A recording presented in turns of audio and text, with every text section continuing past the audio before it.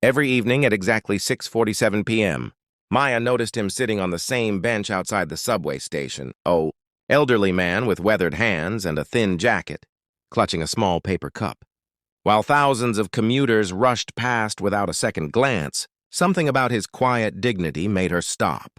It started on a Tuesday in October when Maya Chen was running late from her shift at the diner.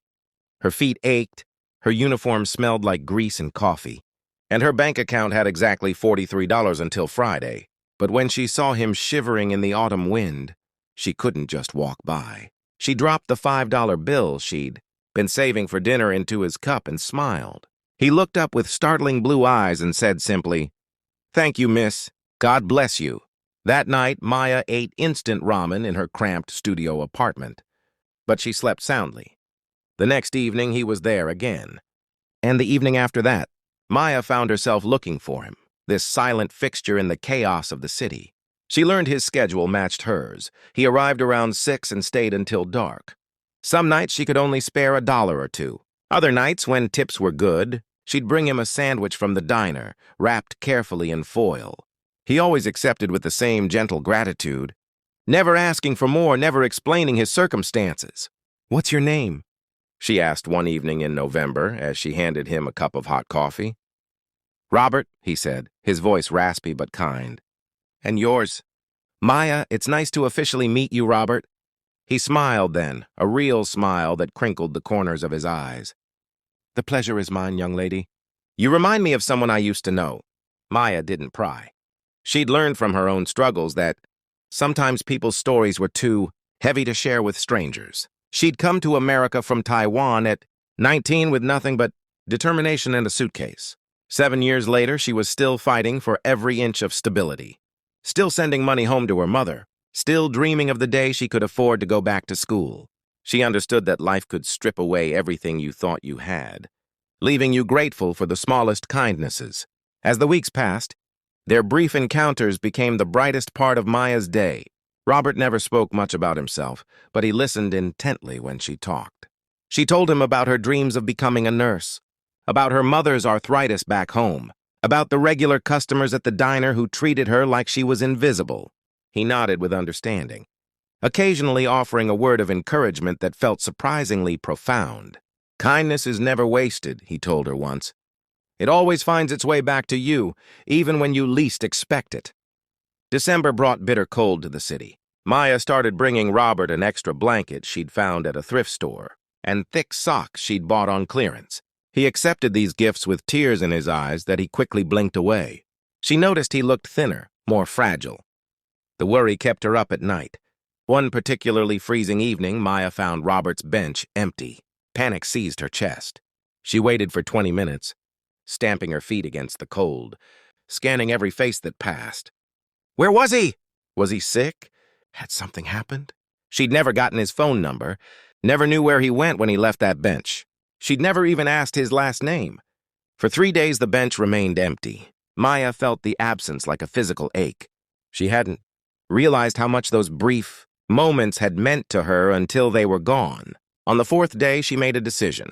She printed flyers with Robert's description and posted them near the subway station, asking if anyone had seen him, leaving her phone number.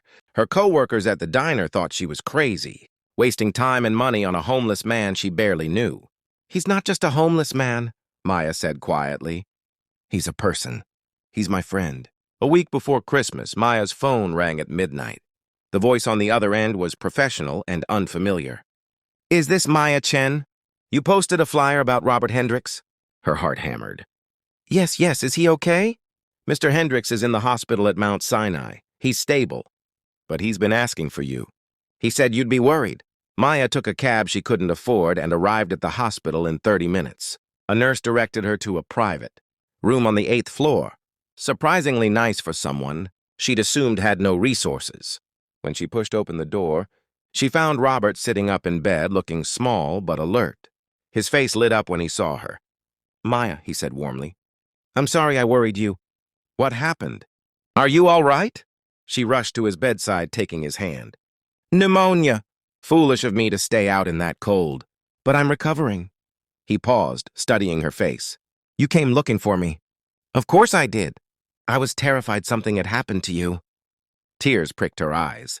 Robert, why didn't you tell me you were sick? I could have helped you get to a doctor sooner. He squeezed her hand gently.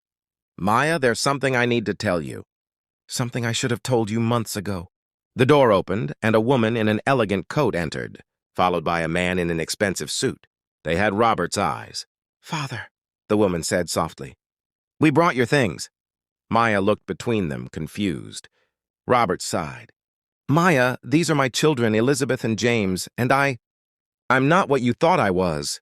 Over the next hour, the truth emerged in pieces that made Maya's head spin. Robert Hendricks wasn't homeless. He was Robert J. Hendricks, founder and former CEO of Hendricks Industries, one of the largest manufacturing companies in the country, worth over $3 billion. After his wife died 2 years ago, he'd fallen into a deep depression. The company, the mansion, the wealth, none of it mattered without her. 6 months ago, he'd started taking walks to escape the emptiness of his house. He'd sit on that bench where he and his wife used to watch the sunset 50 years ago when they were young and struggling. One day, someone had mistaken him for a homeless person and given him money. He'd tried to refuse, but the person had already walked away. I should have corrected the assumption, Robert said quietly. But then you came along, Maya, and I saw in you something I'd forgotten existed. Pure goodness without agenda. You gave from your own need, expecting nothing back. Do you know how rare that is? Everyone in my world wants something. But you just wanted to make sure an old man didn't go hungry or cold. Maya sat stunned, trying to process this information. The man she'd been helping was a billionaire? It seemed impossible, absurd. I continued coming to that bench. Because your kindness reminded me why life was worth living, Robert continued. You reminded me of my Margaret, her generous heart, her way of seeing people, not circumstances. I thought about telling you the truth so many times, but I was selfish. I didn't want those moments to change. I don't understand, Maya whispered. You let me give you money I needed, food and I cherished every bit of it more than anything money could buy. Robert interrupted gently. But now I want to give something back, if you'll let me. Maya shook her head, standing abruptly. I didn't help you for a reward. I did it because it was right. I know that. That's exactly why I want to help you. Robert's eyes were earnest. Maya, you told me you wanted to be a nurse. Let me pay for your education. Let me give you the chance that circumstances have denied you. I can't accept that. It's too much. Maya's voice cracked.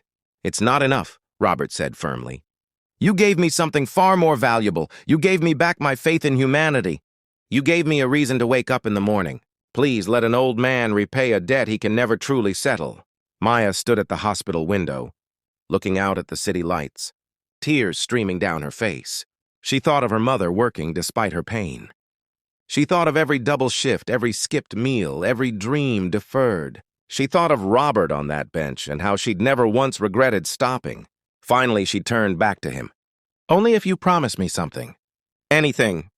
Promise me you won't sit alone on that bench anymore. Promise me you'll let people close again. Your children, your friends. Life is too precious to spend it isolated, even in a mansion. Robert's eyes filled with tears. I promise. Will you come visit an old man sometimes? I make terrible tea, but the conversation is decent. Maya laughed through her tears. I'd like that. 3 years later, Maya walked across a stage in a crisp white coat, receiving her nursing degree. In the audience, Robert sat between his children, cheering louder than anyone else. He'd kept his promise.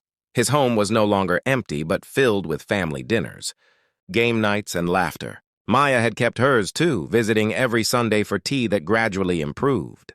But the bench remained special. Sometimes on autumn evenings, they'd sit there together, watching commuters rush past, and remember the unexpected gift they'd given each other. She'd helped him find his way back to life. He'd helped her find her way to her dreams, and it all started with the simple decision to see another human being when the rest of the world looked away. Kindness, they both learned, was never about the size of the gesture or the depth of the pocket. It was about the willingness to give from the heart, expecting nothing in return. And somehow, mysteriously, it always came back multiplied in ways neither money nor power could predict. In friendship, in hope, in the quiet joy of knowing you made someone's dark world a little brighter. That was worth more than any fortune ever could be.